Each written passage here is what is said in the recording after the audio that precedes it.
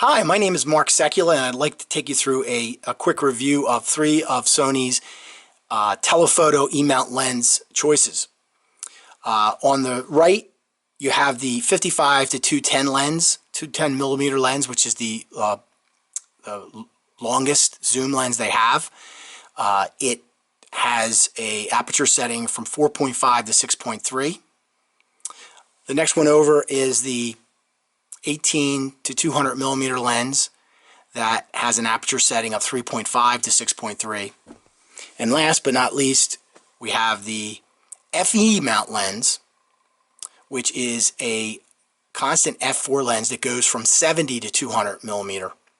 Now, all these lenses have their advantages and disadvantages, and I'd like to take you through what I think are the top 2 or 3 advantages and disadvantages of each one. On the right, as I mentioned, is the 50 to 210 millimeter, 55 to 210 millimeter lens that Sony has out.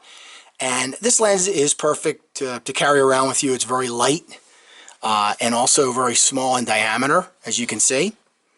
It takes very good pictures, very fast on focusing. The disadvantage, I would say, is the fact that you would have to carry around several lenses, one additional lens at least, to cover the lower end range for wide angle shots, which if you got the one next to it, you wouldn't have to do. So the disadvantage is you'd have to carry an additional lens with you. Also an advantage of this lens is its lower cost than the other ones. Typically, at the time of this broadcast, probably you can get it for as low as $300 to $250 to $200 in that range, $200 to $300. So that's another advantage of that lens. The lens next to it is the 18 to 200 millimeter lens. As I said, 3.5 to 6.3 aperture setting. It takes great shots. It gives you that wide angle shot that you need when you want to carry one lens with you. It's a perfect choice for that. Disadvantage is it's heavier and wider than the other lens. As you can see, it's a pretty wide lens. As far as size, it's heavier than the one next to it, the 55 to 210 lens. But they both take great shots, and either one would be a good choice for you. The disadvantage of this lens is obviously, or not obviously, but the cost. It ranges at the time of this broadcast anywhere from, on the brand new $700 to $800 and some dollars. You can get one, as you can with all these lenses. You can probably get them used, but then obviously you're taking the risk of possible damage to the lens that someone else had. But if you're willing to take that, you can get it for a lower cost. So those are the two lenses that are E-mount lenses that are specifically for the A6000 camera that Sony has out, and the next cameras that they have out. They were made for those cameras.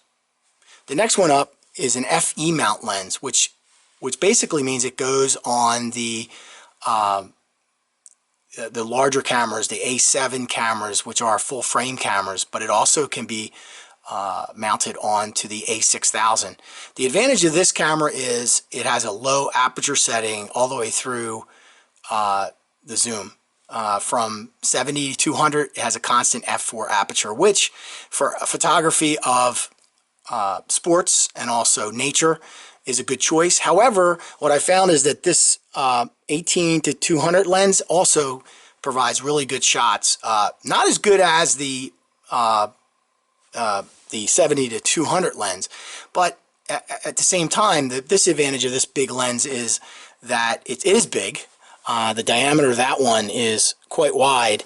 It also is heavier, and also you need another lens to take care of the lower end of the spectrum from the part that it doesn't cover as far as wide angle, because it only goes from 70 to 200. So you're going to need a lens from like lower area, like 18 or 16 to 70, which Sony has, but that means more money, more weight in your bag. So it's a tough choice. If this lens was a 2.8, it would probably give you a lot better pictures, but you can get a lens from Sony that'll give you that, but you have to for the E-mount cameras, you'd have to get the adapter, which is another $300, $400. So out of these three, if I had to choose one that I would carry with me all the time, it would be the one in the middle. The 18 to 200 millimeter. Sony also has a lens. These all have optical stabilization, as I mentioned, which is another advantage to all of them. But one thing that the one in the middle has, and the one at the end has, and the one on the other end has, is the optical stabilization for pictures and video.